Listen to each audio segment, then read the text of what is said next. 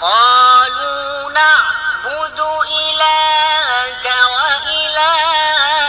آبائك إبراهيم وإسماعيل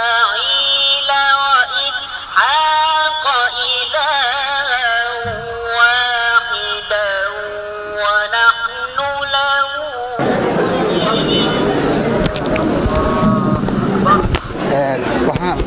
والله قال قبل إن شاء الله تعالى ذهبنا ذهبا والله قال إن شاء الله ما شاء الله جزاك الله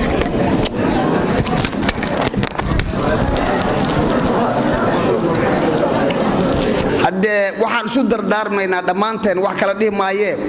inaan macalimiintan u mahad celino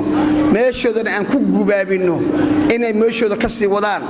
aysan arrintu noqonin meesha taagan tahay inay meesha dadaalkooda ay sii laba jibaaraanna waa kula dardaarmana insha allahu tacaala ka waarid ahaanna inaan ka gudanno kaalinta aan ku leenahay yani muxuu ahay garab istaagga macalimiinta iyo madarasooyinka diinta ilaa diinta shirka lagu yahay waxa waay diinta shirka lagu yahay diinta ilaahay anagoo noo soo dejiyay cid kale ma siinin annagay naga rabtaa inaan juhud gelino